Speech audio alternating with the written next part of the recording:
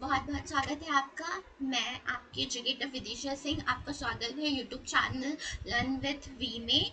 Okay, या ये part 6 video है। इसमें हम डिस्कस कर रहे थे क्लास 9 का सोशल साइंस का हिस्ट्री वाला पार्ट, फ्रेंच रेवोल्यूशन। ठीक है, चलिए रिवाइज करते हैं हमने अभी तक क्या डिस्कस किया है। ओके ओके, तो हमने देखा था कि कॉन्स्टिट्यूशन बन गया था। कॉन्स्टिट्यूशन बन गया था। उसको बनाने में 2 साल लगे थे।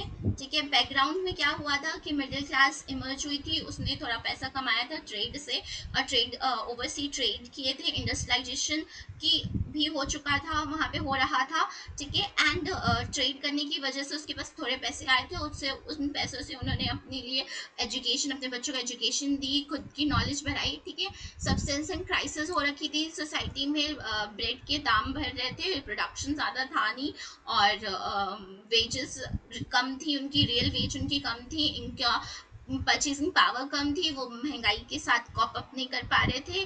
ठीक है, प्रोडक्शन कम था, महंगाई बढ़ रही थी।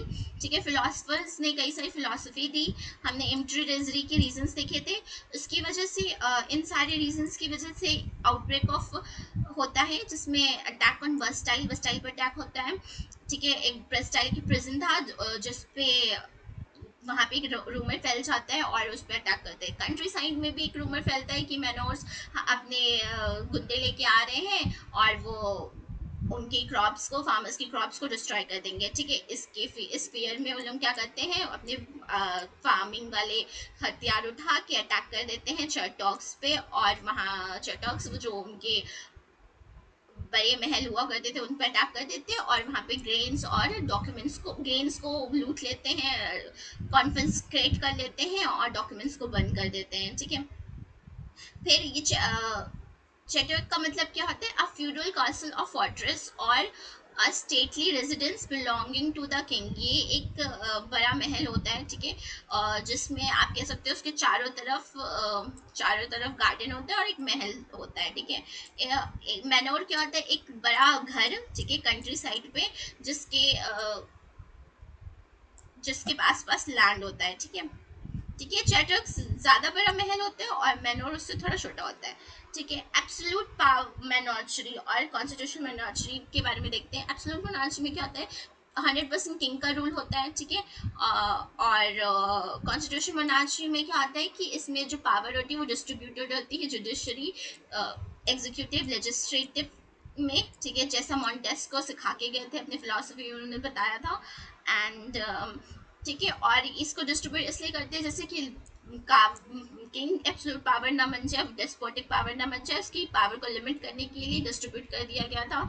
ठीक है, जो जो लुइस 16 था, वो फियर में आके उसने अगस्त डिग्री साइन की थी, 4 अगस्त 1789 को। ठीक है, उसके बाद उस डिग्री साइन करने से फ्यूडल सिस्टम अबॉलिश हो जाता है और टैक्सेस अबॉलिश हो जाते हैं। ठीक है, इसके बाद क्या होता है कि क्लर्जी को भी अपना प्रिविलेज देना पड़ जाता है। इसका रिजल्ट ये होता है कि जो वहाँ पे चर्च की जो असेट थी वो एक्वायर करते हैं उनकी, तो वो असेट कितनी निकलती है, 2 बिलियन रिवलेज से निकलती है। तो इससे क्या पता चलता है कि जितना कर्जा फ्रांस का था, डेप्ट, वो चर्च की एसेट को लेने से वो कर्जा भी उतर जाएगा, ये पता चलता है। ठीक है, रिकैप करते हैं इंपॉर्टेंट डेट्स। ये 4 डेट्स बहुत इंपॉर्टेंट है। 4 मई 1789 को जनरल स्टेट जनरल को बुलाया गया था। ठीक है, फिर उसके बाद वहाँ पर बात की गई थी कि टैक्स बढ़ाने की, जिसमें वोटिंग राइट्स सबको नहीं मिला था। हर स्टेट वाइज में था, फर्स्ट स्टेट को 1 वोट, सेकंड स्टेट को 1 वोट।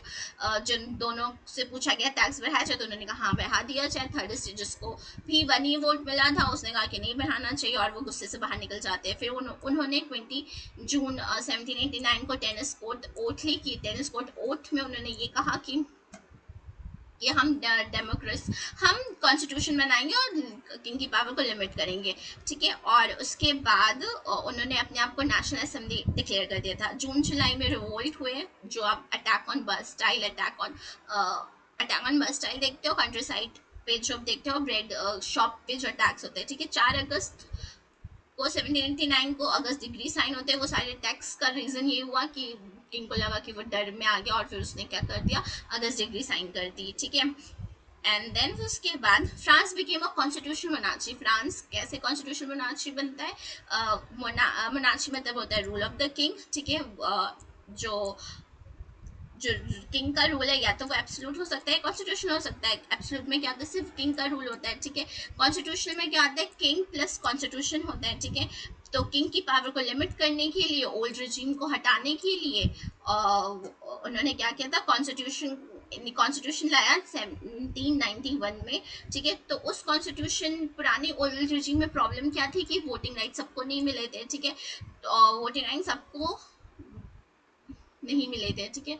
तो वोटिंग राइट सबको नहीं मिले थे, तो इस वजह से उन्होंने नया कॉन्स्टिट्यूशन मोनार्ची लाया, जिसमें कॉन्स्टिट्यूशन मोनार्ची में अब किसको वोटिंग राइट्स मिले थे, एक्टिव सिटीजन को, ठीक है। तो इसमें से male only males will get the voting rights, ठीक है, जो कि 25 ईयर्स के ऊपर होना चाहिए। वो टैक्सेस के देते थे 3 days के, जो कि लेबर वेजेस के बराबर होता था, वो वोट करने के लिए इंटाइटल थे, ठीक है। और वो उनकी खुद की प्रॉपर्टी, उनके पास प्रॉपर्टी होती थी, ठीक है। पैसे सिटीजन क्या होते थे, ये सारी वुमेन्स होती थी, और जो भी वो मेंस जो कि बिलो द एज ऑफ 25 होते थे, वो होते थे, ठीक है। इनके पास कोई प्रॉपर्टी नहीं होती थी, ये वोट करने के इंटाइटल नहीं होते थे।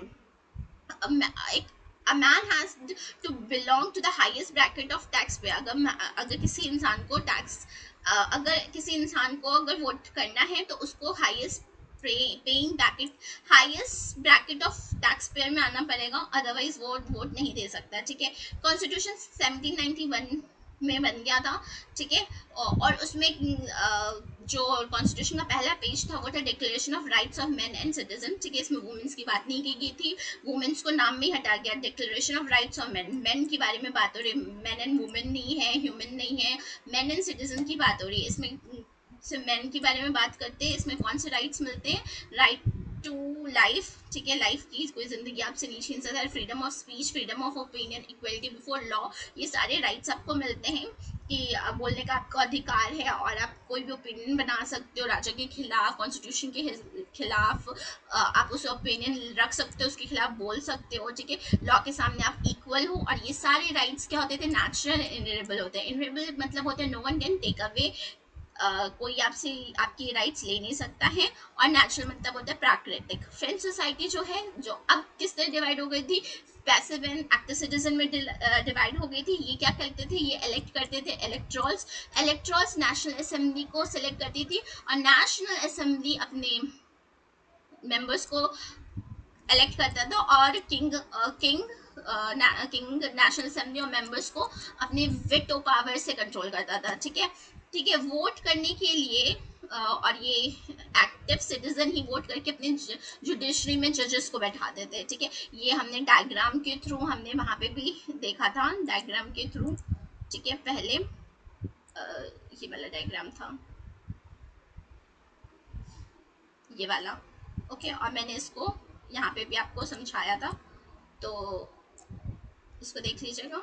देन फिर उसके बाद फ्रांस मोनार्ची को, किंग के रूल को हटा के अब रिपब्लिक कैसे बनता है। लुइस 16 जो कि कॉन्स्टिट्यूशन पे साइन कर चुका होता, ठीक है, वो बड़ा अनहैप्पी था, और वो जाके क्या करते हैं, किंग ऑफ पर्शिया से बातचीत करता है, नेगोशिएशन करता है। उसका उसकी जो बातचीत है वो पता चल जाती है नेशनल असेंबली को। उसका आउटकम क्या होता है कि नेशनल असेंबली 1792 में डिक्लेयर करती है war against the Prussia and Austria, ठीक है। प्रूशिया एंड ऑस्ट्रिया के खिलाफ वॉर का डिक्लेयर करती है, ठीक है। और ये जो वॉर थी, ये राजा और एसिस्टोक्रेट्स के बीच में वॉर थी, कॉमन लॉ और किंग के बीच में ये लोग इसको वॉर देते हैं। सारे लोग क्या कहते हैं, जो मैन है वो उसमें वॉर पे जाने लगते हैं, ठीक है। और यहाँ पे लोग पेट्रियोटिक सॉन्ग गाते हुए जाते हैं, मेसलिनस से निकलते हैं, जो कि रॉजर डी लिस्ली ने लिखी थी। और फिर उसका नाम मेसलिनस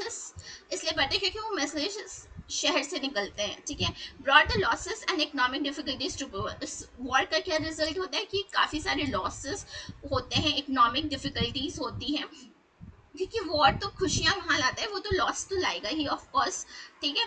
पॉलिटिकल राइट्स जो है वो सिर्फ रिचर सेक्शन को मिलता है, तो इसका इम्पैक्ट क्या होता है, कई सारे न्यू पॉलिटिकल क्लब्स इमर्ज होते हैं, उसमें से एक जैकॉबिन क्लब था। जैकॉबिन क्लब का एजेंडा यही था कि वोटिंग राइट्स रिच और पुअर दोनों को हमें दिलाना है। ये वीकर सेक्शन सोसाइटी से बिलोंग करते हैं, लेस प्रॉस्पेरस सोसाइटी से बिलोंग करते हैं, ठीक है। ये कपड़े कैसे पहनते थे, स्ट्रिप पैजामे पहनते हैं, इनको सैंटा क्लॉज बुलाया जाता था और ये रेड कैप लगाया करते थे।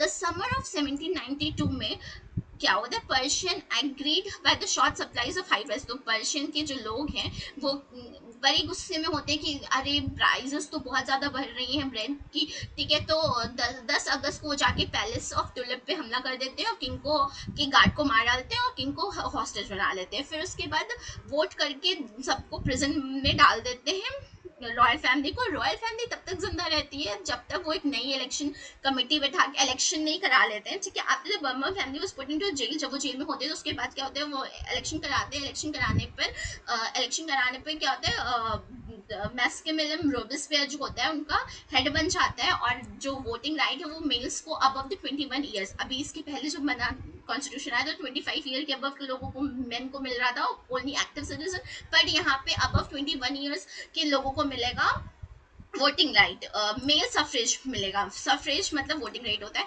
ठीक है। न्यूली इलेक्टेड असेंबली क्या कहलाती है, कन्वेंशन कहलाती है। कन्वेंशन जब पावर में आती है तो उसका हेड बनता है मैक्सिमिलियन रोबेस्पियर, ठीक है। 21 सितंबर 1792 में मोनार्ची को एकदम खत्म कर दिया जाता है और हेरिडिटरी सिस्टम खत्म हो जाता है, ठीक है। और फ्रांस को डिक्लेयर कर दिया जाता है कि वो एक रिपब्लिक है अब से 21 सितंबर 1792 को, ठीक है। ऑन द चार्ज ऑफ ट्रिजन, ट्रिजन के चार्ज पे, देशद्रोह के चार्ज पे लुइस को क्या कह देते हैं, डेथ दे देते हैं। और वही हाल उसकी क्वीन का भी होता है, ठीक है। जो लुइस है उसको गिलोटाइन से मार दिया जाता है, पब्लिक में मारा जाता है। पब्लिक कौन सी जगह थी, पैलेस दी ला कॉन्क्रेट, यहाँ पे उसको मार देते। 21 जनवरी 1793 को मार दिया जाता है, ठीक है। ये रिपब्लिक का मतलब तो मैंने कई बार बताया, एक बार रिवाइज कर लेते हैं। A kind of government which is elected by the people, for example democracy. देखिए एक ऐसी गवर्नमेंट जो लोगों के द्वारा चुनी जाती है, जैसे कि डेमोक्रेसी। ट्रीजन क्या होता है, बिट्रेयल ऑफ वंस कंट्री, ठीक है। विद्रोह, देशद्रोह, ठीक है। गुलिटाइन क्या होते हैं, guillotine is a device consisting of two poles, उसमें दो पोल्स होते हैं, ठीक है। And a blade with which a person is beheaded, फिर ऐसे एक ब्लेड होती है। अच्छा यहाँ पे मेरी ड्राइंग बहुत खराब है, और इसमें डोरी लगी होती है, एक इंसान होता है यहाँ पे, और फिर यहाँ पे एक इंसान को लेटा दिया जाता है, वो लेटा रहता है, उसको फिर उसके वो ब्लेड ऐसी तिरछी ब्लेड उसकी गिरा दी जाती है, उसका सिर भी हेड हो जाता है, मतलब पूरा सर उसका अलग हो जाता है। And name after doctor Guillotine who is invented, और ये इसको नाम कब दिया गया था, डॉक्टर गुलिटाइन के ऊपर दिया गया था जिन्होंने इसको बनाया था, ठीक है। ओल्ड रिजीम में, ओल्ड रिजीम, एक और रिविजन करते हैं। ओल्ड रिजीम में क्या था, ओल्ड रिजीम में स्टेट जनरल बनती है, स्टेट जनरल बनती है, ठीक है। स्टेट जनरल बनती है। थर्ड स्टेट के जो लोग होते हैं, जो कि लेस प्रॉस्परस लोग होते हैं, वो फिर उसके बाद वहाँ पे एक हम देखते हैं इमरजेंस ऑफ मिडिल मैन होता है। आफ्टर 25 ईयर्स के, मतलब फिर उसके बाद यहाँ पर जब नेशनल असेंबली बनती है, तो नेशनल असेंबली में जब बनने के बाद तो उनको वोटिंग राइट्स मिलते हैं, above the age of 25 years को वोट मिलता है, ठीक है। नेशनल असेंबली जो बनती है फिर 1792 पे क्या बनता है, नई असेंबली कौन सी बनती है, वो कन्वेंशन असेंबली बनती है, ठीक है।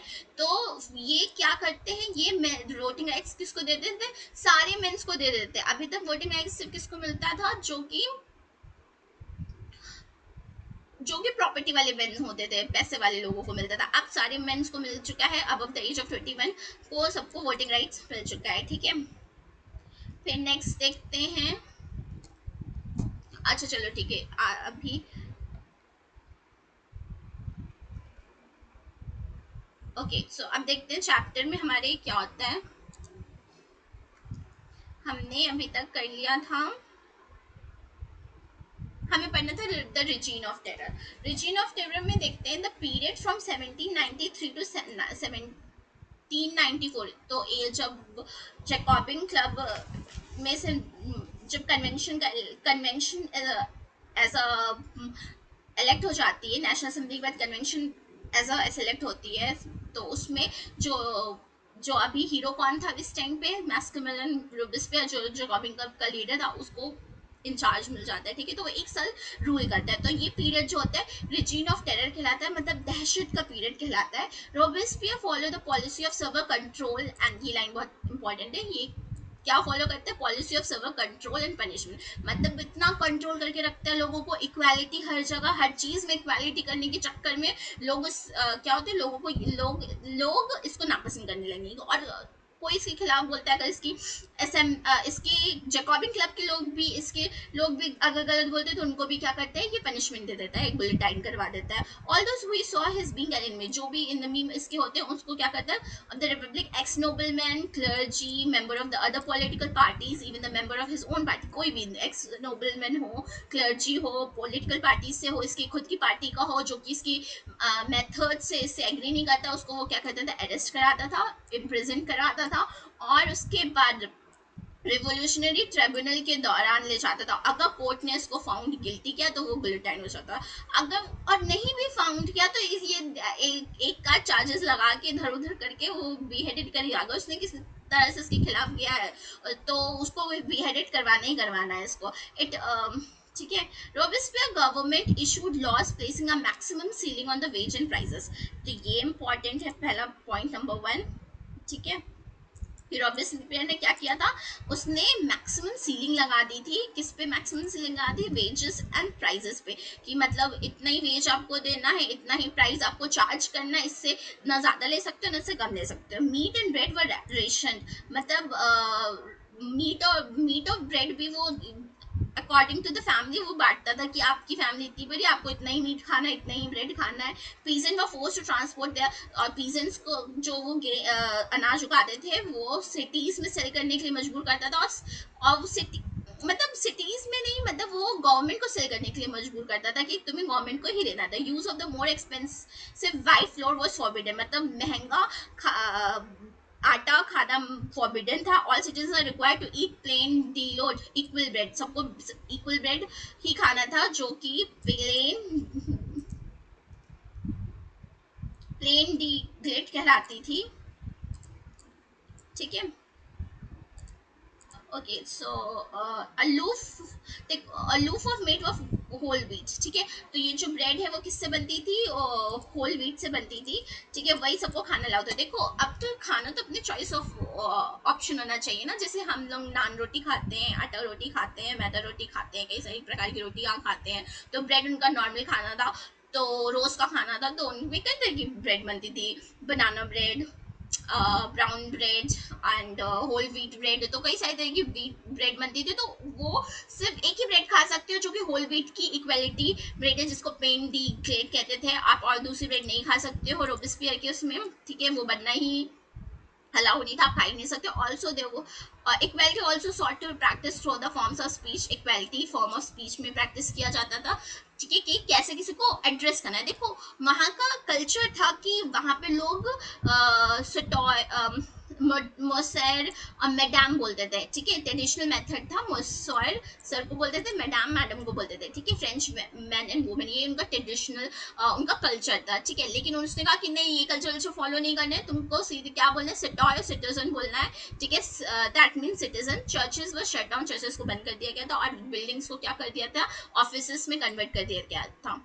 ऑफिस में जो कन्वर्ट करने से अब लोगों को ये अजीब लगा था कि यार चर्च नहीं जा सकते, चर्च बंद कर दिया उसने, ऑफिस कन्वर्ट कर दिया, हम अपने हम कैसे किसी को बुलाते हैं उसमें भी रोक टोक कि हम मडाम मोशैर एंड मैडम नहीं बोल सकते, हमें सिटीजन ही बोलना है। रोब इस पे pursue his political so intensely that even his supporters began to demand moderation, ठीक है। तो रॉबिस्फियर ने क्या किया, वो इतना ज्यादा क्रूअल हो गया, इतना ज्यादा कंट्रोल करने लगा, क्रूअल इन द सेंस वो इतना कंट्रोल करने लगा कि उसकी खुद की पार्टी के लोग कहते हैं भाई बस करो, बंद करो, अब तो कुछ तो हमें थोड़ा सा मॉडरेशन दो, थोड़ी आजादी दो। लेकिन क्या होता है, वो नहीं मान सुनने वाले में था नहीं, वो अपनी चला रहा था। तो फिर क्या होता है, he was convicted by the court, court ने इकट्ठा होके आए वो, और जुलाई 1794 को उसको अरेस्ट किया, और नेक्स्ट डे उसको खुद ही गुलटाइन कर दिया। उसको जो उसकी फेवरेट मशीन थी उसी पे उसको रख के उसका सर धड़ से अलग कर दिया ऑन।